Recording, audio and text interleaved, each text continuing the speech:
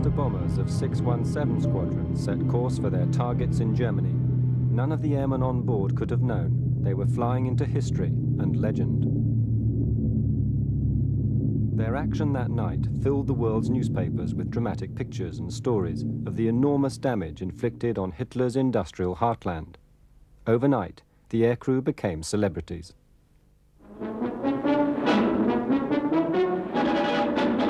Wing Commander Gibson VC, who led the great Lancaster raid on the Ruhr dams, escorts the King during a visit by their Majesties to an air station in the north of England. The breaching of the dams was superbly executed and resulted in enormous damage and dislocation to Germany's war industry.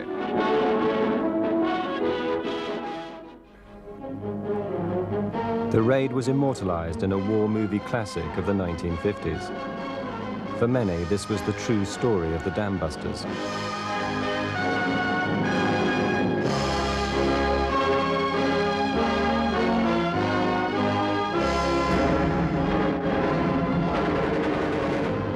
It recreates what had indeed been a highly courageous low-level mission.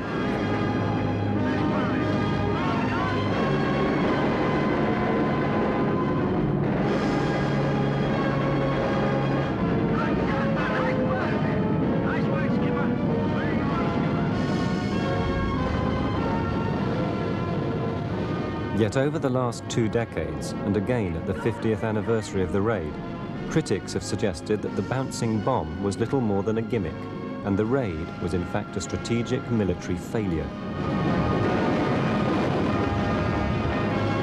It's gone! Look!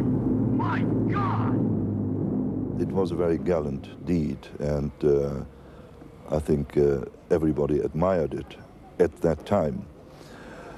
Strategically, I think the targets were the wrong targets. There were feelings at the time that the Dambusters raid might actually seriously damage the German war economy, but I think there's no doubt that this could never have really been a knockout blow. The idea that the raid could somehow cripple German industry for good was sheer fantasy. Für mich war dieser Angriff ein reiner Terrorakt. Es ist keine Industrie gewesen, die hätte geschädigt werden können. Das bisschen Strom, wir hatten am übernächsten Tag schon wieder Strom. Das ging ruckzuck, hatten wir Masten stehen, also hilfsmäßige Masten. Leitungen wurden gelegt von den Pionieren. Das ging ganz schnell. Also ich habe im Mauserwerk gearbeitet. Ich war schon 3 Tage später, habe ich wieder am Arbeitsplatz gesessen. After the raid, the destruction and flooding was plain to see. But did it cause so little damage to German industry that, as some critics claim, it was a waste of the aircrew's courage? Or, as the newspapers and the feature film suggested, did it really change the course of the war? What is the truth? The untold story of the Dambusters raid begins not during the war at all, but much earlier, in the mid-1930s.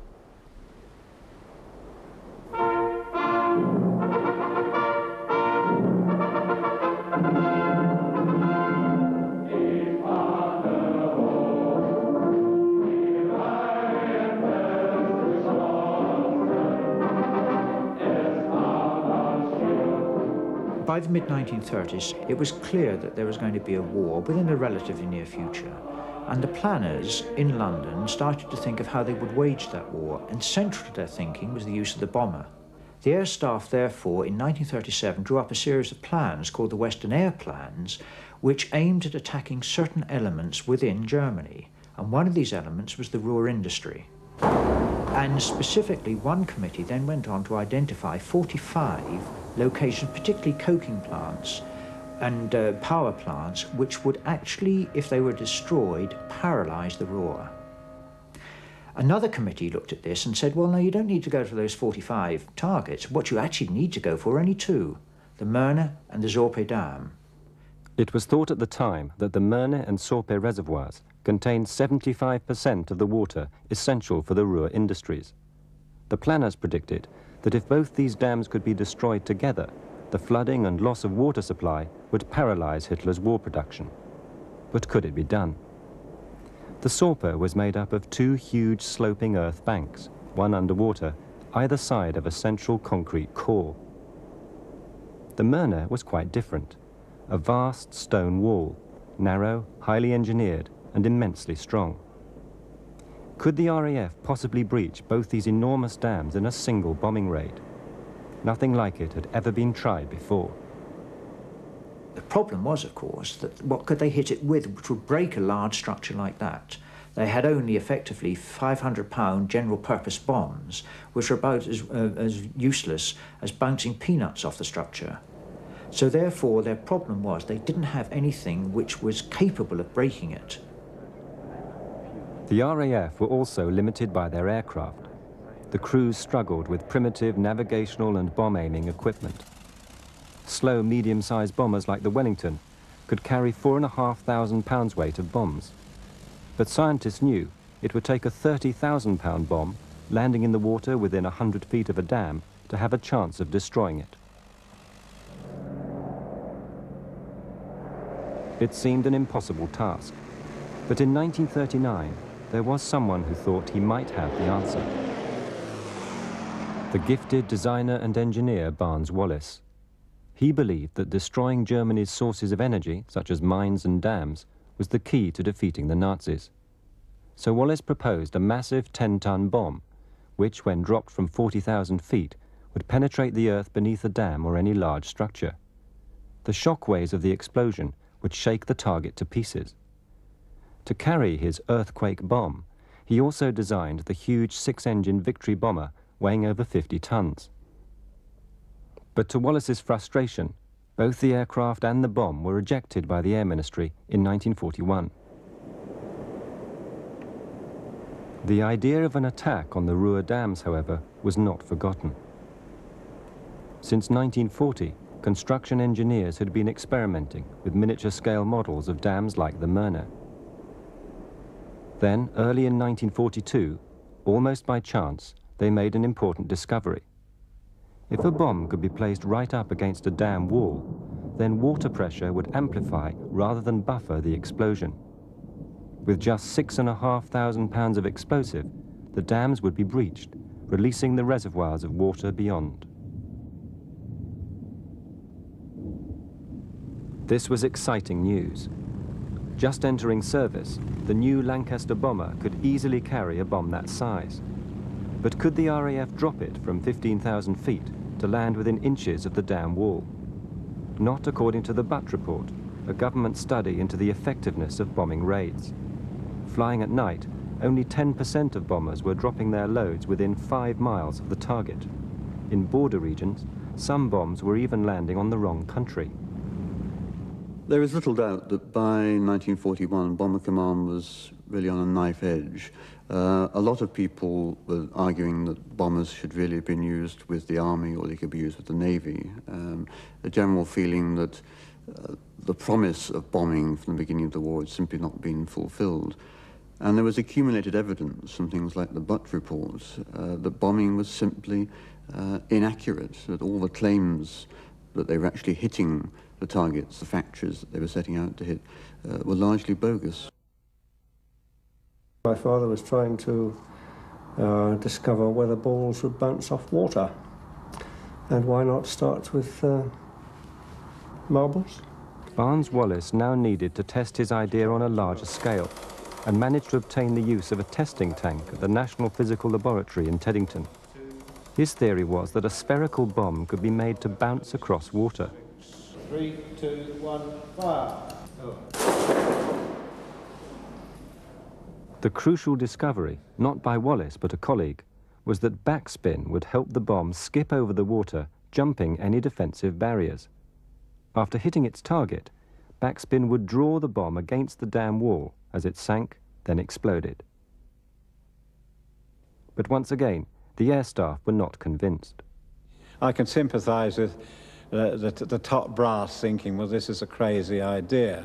And of course, at that time in the war, there were many, many crazy ideas being put forward by all sorts of scientists on all sorts of ideas. Most of them were tried and didn't work. This was one that eventually, by Wallis's own perseverance and sticking to the job and persuasive powers, went far enough to actually prove that it could have worked. Perhaps some of the others might have done if they'd had Wallis running them and not other inventors. Wallace tested the backspin theory by dropping wooden balls 4.5 feet in diameter from a Wellington bomber. At first they burst on impact, but once strengthened they could be seen to work. The Navy were keen to try bouncing the weapon against ships, but its value against dams was questioned. By now, Wallace was desperate to convince the Air Force.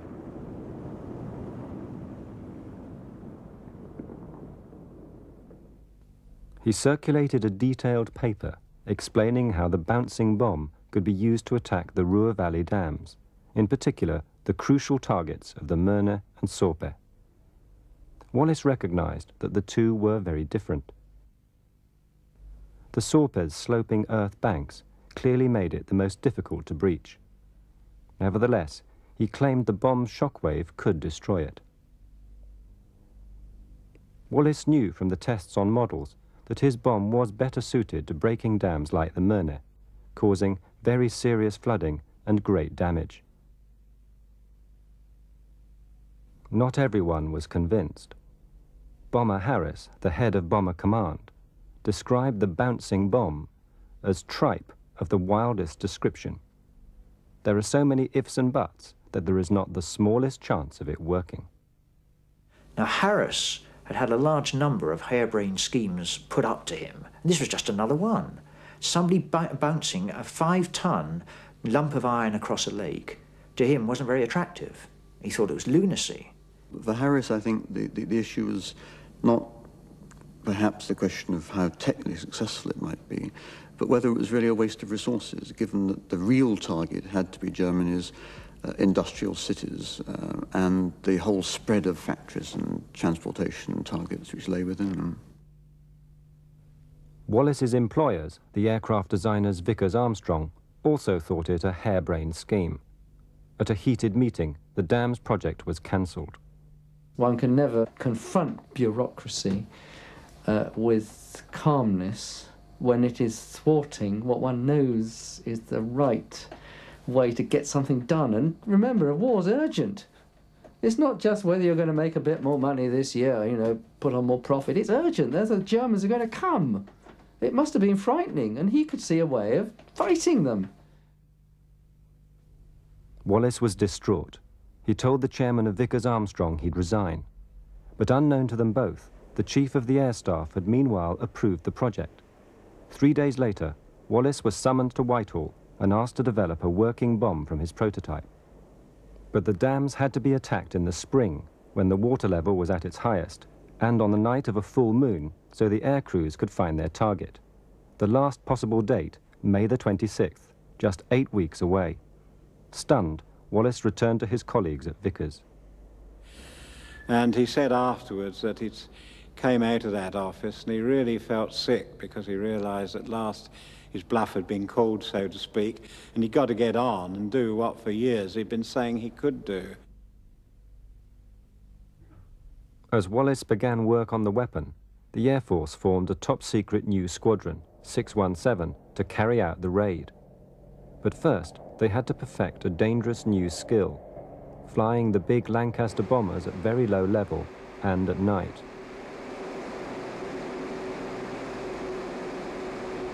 .617 would have to fly all the way to Germany at less than 200 feet. As they practiced intensively over British dams and reservoirs, the crews themselves still had no idea their mission would involve bouncing bombs at the two biggest dams on the Ruhr. The tests on models had proved that Wallace's bomb would work against walled dams like the Möhne. But no tests had been done to prove it could break the earth bank structure of the Sorpe. Wallace had been confident his bomb could do it. In his paper, he'd cited the example of the similar Bradfield Dam near Sheffield, which collapsed after a small crack appeared in its core. Wallace was convinced his bomb would crack the core of the Sorpe, making it collapse in just the same way. It was vital he was right. That April, in a special report, the Ministry of Economic Warfare stressed it was essential to break both the Möhne and the Sorpe at the same time. They insisted that destroying only the Möhne would not necessarily devastate the Ruhr. By contrast, Wallace believed that even if they could only destroy the Möhne, this would disrupt industry through a serious shortage of water. As his deadline approached, Wallace could only afford to think of one thing, making his theory a reality. He'd now designed the full-size bomb. A giant pair of calipers would hold it like a huge egg beneath the Lancaster till it was spun across the water. But would it work? When the mine hit the water for the first time, the straps gave way and the wood all flew off in various directions. And the middle bit, really the working bit with the explosive and all the depth charges and that housed in it, merrily went bouncing along as Wallace had expected the whole ball to do. So the problem was solved quite accidentally for us. There wasn't any back to the drawing board, all the wood's flown off. How can we hold it on? Because I don't suppose we'd have ever found the answer to that. Fortunately, nature did it for us.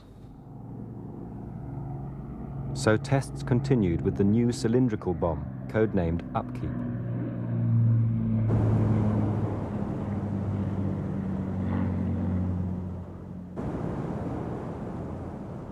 But it was very much trial and error. At the last minute, the height of the bomb drop was changed. And of course, all the time we didn't know they were still working on the bomb. And it was very close to the operation when we were suddenly told it was to be 60 feet. And apparently that was the best height for that bomb to achieve its purpose. What did you all think when... Well, we all went to the bar and had a drink. 60 feet, I ask you. If the Lancasters flew too low, the water splash hit them. This aircraft lost a wing flap and was lucky to stay airborne. Right up until the day of the raid, the crews were not told their target. So what did they think it might be? Gosh, almost anything and everything. I don't think anybody ever hit the nail on the head exactly what it was. We were the submarine pens, the turrets, any of the big capital ships. The air crews were right to identify the Tirpitz as a possible target. With her huge armory, she was the most feared of Germany's battleships. The Tirpitz was a target of the bouncing bomb, but not for 617 Squadron. The Lancaster crews couldn't have known that another top-secret squadron, 618, equipped with the lighter, faster Mosquito, had been formed just 11 days after 617. To gain the maximum element of surprise, the plan was that they would attack the Tirpitz with this smaller bouncing bomb within days of the dam's raid.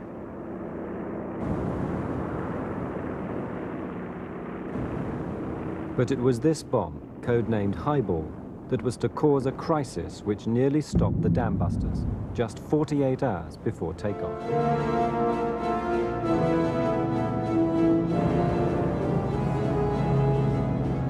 Just a few days before the night of the May full moon, 617 Squadron and their cylindrical Upkeep bombs were beginning to perform well, to the delight of Wallace and his team.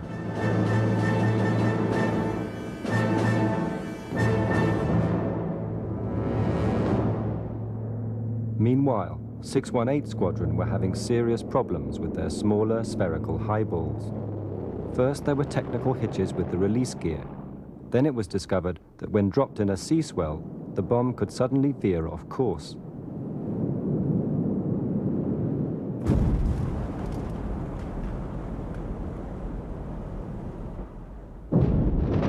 Clearly, Highball was not yet ready for the Tirpitz, though Upkeep was ready for the dams. The Navy wanted a delay. The fear of the Navy was that if the RAF went ahead, then the method would be compromised.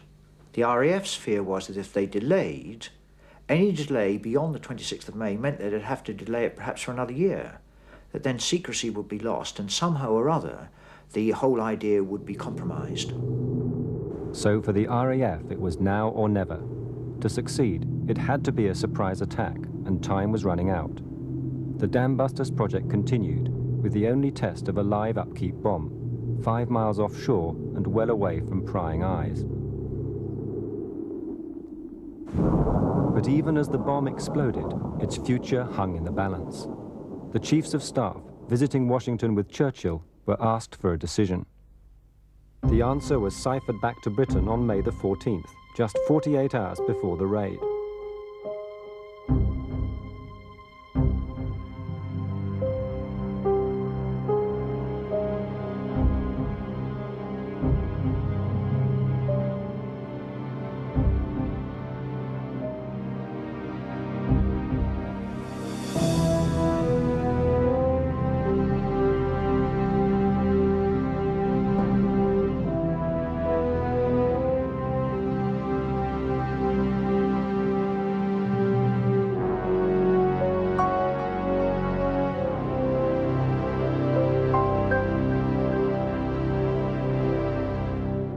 After weeks of training, the air crews were finally told of their mission. For many, it was the longest briefing they'd known, and their reaction to the news of the target was mixed. Some felt a sense of foreboding. John Burpee came over to me before takeoff. Being a Canadian friend, he thrust out his hand and said, "Goodbye, Ken." That was not unusual. You may think so now, but we weren't foolish enough to think this was a sure bet, let's face it. If you made this one, you were going to be very lucky. Ken Brown and his crew on board Lancaster F for Freddy took off in the third and last wave of bombers. Theirs was to be a dramatic attack, never revealed by the feature film. Most of the other Lancasters were already over Germany as F for Freddy crossed the enemy coast. The big bombers flew low to avoid flak gunners and night fighters, but in the moonlight they felt only too conspicuous. It was a beautiful, clear, moonlit night. I remember very clearly, everything was so green over Holland and then further on over Germany. And objects stood out, churches, pylons, rivers and canals. You could tell very easily if you were off course. The navigator was sitting at the table. He could not see outside. Who could see outside but the bomb aimer and the pilot and the flight engineer? But they had their work to do. So the bomb aimer, it fell to the bomb aimer to do all the map reading. I would pass on that information to Dudley Heel, who would plot it on his charts. Well, myself